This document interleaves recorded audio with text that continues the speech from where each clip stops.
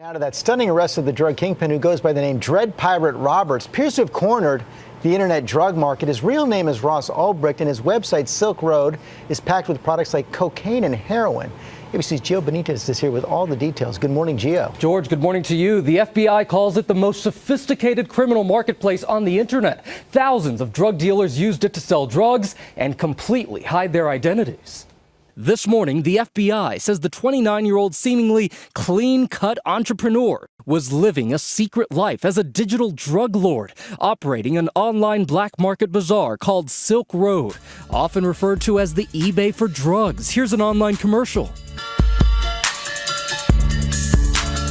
Now Ross Ulbricht is in federal custody, arrested Tuesday, and the site he allegedly ran shut down after a 2-year undercover operation.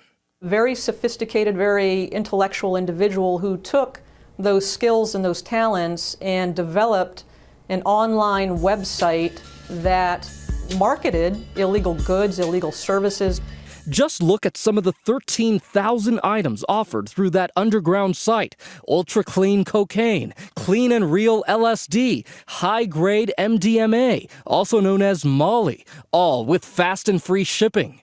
Court documents say Silk Road sold $1.2 billion worth of drugs and illegal services in just under 3 years. They were comfortable operating in that environment because they felt that they enjoyed complete anonymity.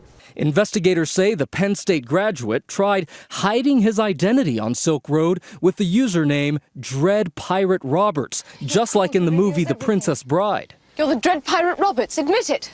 With pride. Even so, it seems at least one Silk Road user threatened to reveal the identities of thousands of others.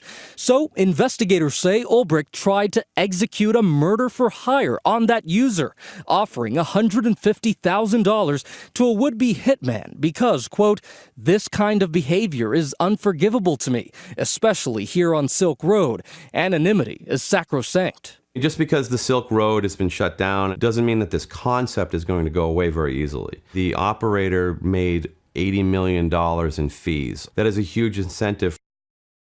$80 million. Well, Ulbricht's attorney, a public defender, has not returned our calls for comment. But investigators say his key mistake, he allegedly used his personal email address for nearly all Silk Road communication, George. Okay, Gio, thanks very much. Let's talk to Dan Abrams about this, our chief legal affairs anchor. And I am just amazed that a website like this can stay up for so long. Yeah, it's accessed through a special network on the internet, which called Tor, which allows users to basically immediately encrypts, masks who they are, so you can't identify what their IP address is. Also, the payment system is all through bitcoins, which is basically digital currency, not backed up by any international banks, not backed up by any U.S. banks, but simply based on the confidence of the users who exchange these bitcoins computer to computer. And so the FBI's whole case is based on the idea of if they can show that Dread Pirate Roberts is Ross Ulbricht? Right, that's the most important part, right? One of the issues is going to be, can they definitively link,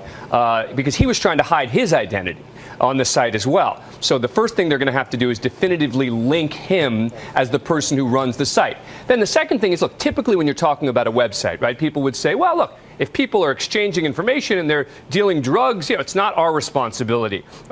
We just put up the site. The problem is, in this site, they're taking commissions, and it's a beautiful site. Looks like, sort of like Amazon in the sense that it's got all the different kinds of drugs that are for sale up there. So it'll be very difficult to claim, oh, we didn't know about what was happening on the site. And we heard at the end of the piece, this is not going away.